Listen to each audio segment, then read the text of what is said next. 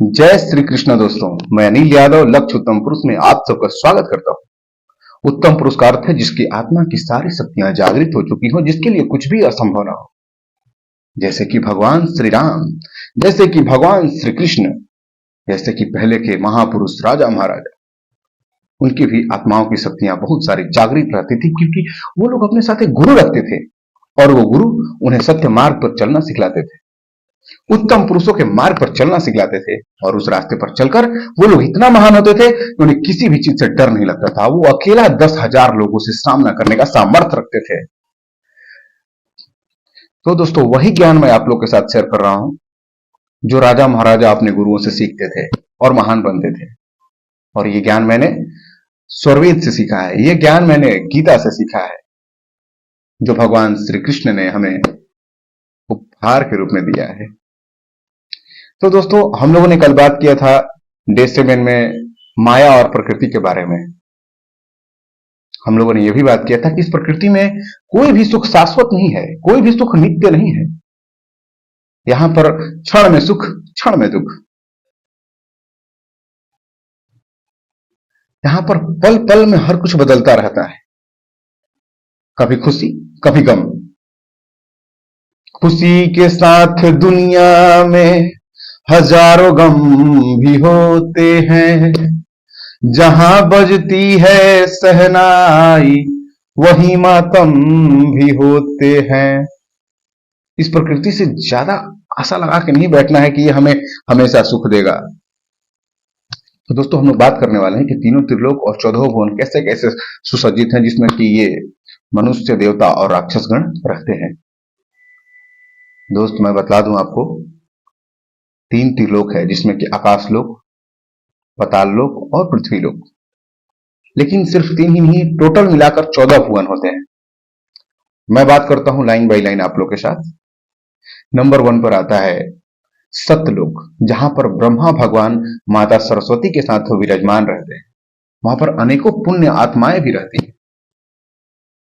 और नंबर 2 पर आता है तपलोक, जहां पर 4-5 साल के छोटे बच्चे लोग रहते हैं, जो भगवान विष्णु के अवतार माने जाते हैं। और वहां पर वो लोग अपना तपस्या में लीन रहते हैं, जिनका नाम है सनक, सनत, सनंदन और सनातन। और नंबर 3 पर आता है जनक लोक, जहां पर विराज नामक देवता विराजमान रहते हैं। दोस्तों, नंबर 4 पर आता है महर लोक, जहां पर अनेक ऋषि मुनि, पुण्य आत्माएं वहां पर भी रहती हैं, जिन्हें भूलोक और सतलोक घूमने की इजाजत रहती है। और भी कुछ लोक में उन्हें इजाजत रहती है घूमने के लिए। अपने अच्छे कर्मों के अनुसार उन्हें सतलोक में भी जाने का मौका मिलता है। और यदि वहां पर भी बुरा कर्म किए तो उन्हें पृथ्वी लोक या फिर उससे भी नीचे जाने को पड़ता है। दोस्तों, 5वें नंबर पर आता है स्वर्गलोक। स्वर्गलोक एक ऐसा लोक है जहां पर 33 देवी देवता वास करते हैं, जिनका काम है बाकी लोगों का असुरों से रक्षा करना, अन्न जल वगैरह प्रोवाइड करना। जैसे सूर्यदेव, चंद्रदेव, अग्निदेव, वायुदेव, इंद्रदेव आदि, ये लोग रहते हैं वहां पर। जो लोग वहां पर रहते हैं उन्हें अकल्पनीय इच्छाओं को पूरा करने वाला पेड़ मिलता है, पूरा ब्रह्मांड घूमने के लिए विमान मिलता है, पंख वाला घोड़ा मिलता है जिसका नाम है उच्च श्रवा, ऐरावत हाथी देखने को मिलता है, रोग मुक्त रहते हैं लोग, लंबा उम्र होता है। तो अब क्या चाहिए? इतना तो बहुत है।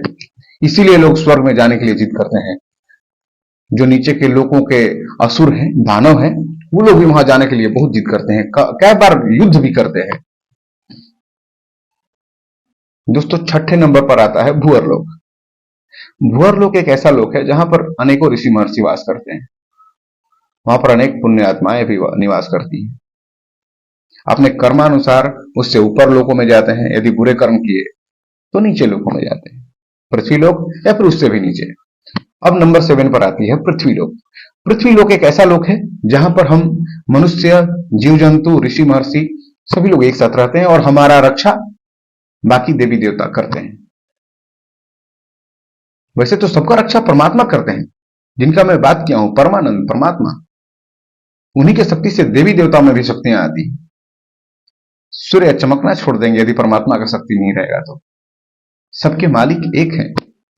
पर मैं इस प्रकृति के नियमों को मैं समझा रहा हूं, प्रकृति कैसे कैसे सुसज्जित है। यहां पर जो लोग आता है उन्हें मरना है, बहुत अधिक समय भी नहीं मिल रहा है यहां पर लोगों को जीने के लिए। यहां पर अत्यंत दुख है, क्षणिक सुख है सिर्फ। पर यहां पर भी कभी कभी छुड़ाऊनहार आया करते हैं, गुरु आते हैं और गुरु हमें यहां से छुड़ा कर ले जाते हैं। तो दोस्तों हम लोग बात करने वाले हैं 8वें लोक के बारे में, जिसका नाम है अतल लोक, जो अब धरती से नीचे हम लोग बढ़ रहे हैं 8वें नंबर पे। 8वें नंबर पर है अतल लोक। अतल लोक का राजा है बाला। बाला नाम का राक्षस है, जो कि माया दानव का पुत्र है।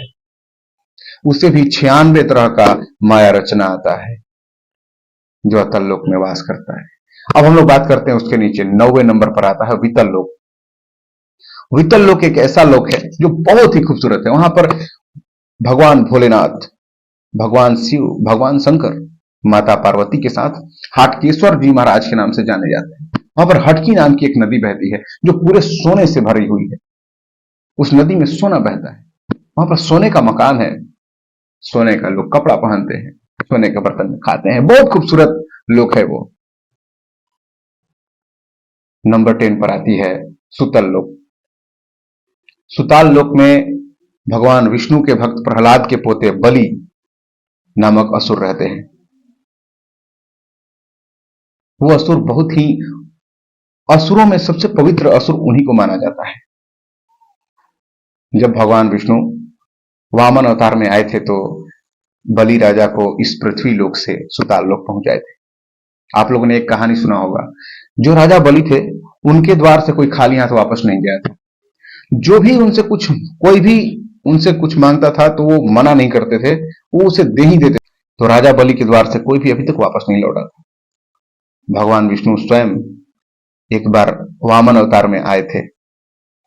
जब राजा बलि एक यज्ञ कराए, यज्ञ कराने के बाद नियम होता है, प्रथा है हमारे यहाँ, कि हम लोग फिर ब्राह्मणों को दान करते हैं।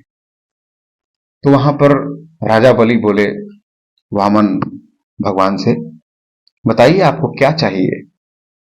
वामन भगवान ने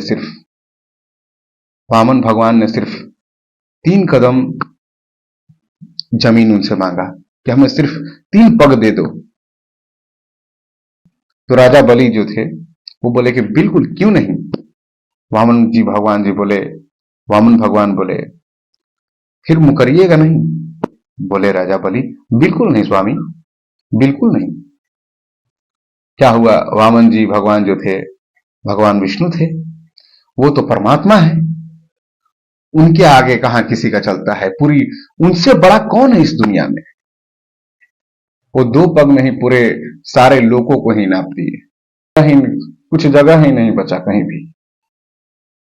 तो वामन भगवान बोले, तब बलि तीसरा पैर मैं कहां रखूं। राजा बलि बोले बहुत सोचने के बाद कि मेरा सर ही खाली है, इसी पर रख दीजिए। वामन भगवान उनके सर पर अपना पैर रखे और उन्हें इसी सुताल लोक में भेज दिए। 11वां नंबर पर आता है महातल लोक। महातल लोक में महर्षि कश्यप की पत्नी कद्रु से जन्मे हुए अनेकों सर वाले नाग लोग वहां पर रहते हैं। 12वें नंबर पर आता है तलातल लोक। मैंने बोला था ना, जो बाला नाम का राक्षस है वो माया दानव का पुत्र है। वही माया नाम का राक्षस उस तलातल लोक में राज करता है, जिसे जादूगरी में महारत प्रसिद्ध है। बहुत सारे जादू जानता है वो। अब बात आती है 13वें नंबर पे, जिसका नाम है रसातल लोक। रसातल लोक असुरों का घर माना जाता है। वहां पर अनेकों क्रूर राक्षस रहते हैं। बहुत ही खतरनाक राक्षस वहां पर निवास करते हैं। दोस्तों अब हम लोग बात करते हैं 14वें नंबर पे, 14वां लोक, जिसका नाम है पताल लोक या फिर नाग लोक कह सकते हैं। वहां पर बासुकीनाथ नाम के नाग रहते हैं, जो वहां के राजा हैं। जहां पर अनेकों खतरनाक नाग लोग रहते हैं। वहां पर सूर्य के प्रकाश नहीं रहने के बावजूद भी पूरा प्रकाश ही प्रकाश रहता है, क्योंकि नाग मणियों के द्वारा जो भी वहां पे खतरनाक सर्प होते हैं, उनके जो माथे पर मणि लगा हुआ है, उन मणियों से पूरा प्रकाशित हुआ रहता है वो लोग। उसी को हम लोग पताल लोक भी बोलते हैं। उसी पताल लोक में अनेकों यातनाएं देने की सुविधा बनाई गई है, जहां पर कि मनुष्यों को बुरे कर्म करने के बाद यातनाओं को भोगने के लिए पताल लोक में जाना पड़ता है, या फिर उन्हें रसातल लोक में भी भेजा जाता है। तो दोस्तों आज के लिए इतना ही, बाकी हम लोग कल बात करते हैं। दोस्तों आप लोग मेरे साथ बने रहिएगा, ऐसे ऐसे शुरू से लेकर के मैं आत्मा से लेकर के परमात्मा तक का सफर मैं बतलाऊंगा। ये मैंने एक बीच का टॉपिक उठा लिया कि आखिर ये प्रकृति कैसे है। बहुत सारे लोग के मन में ये जिज्ञासाएं रहती हैं कि आखिर ये प्रकृति कैसे कैसे सुसज्जित है। तो धन्यवाद, जय श्री कृष्णा। फिर हम लोग कल मिलने वाले हैं। चैनल को लाइक, सब्सक्राइब और शेयर करना बिल्कुल मत भूलिएगा, क्योंकि आपका सपोर्ट ही मेरा हिम्मत है।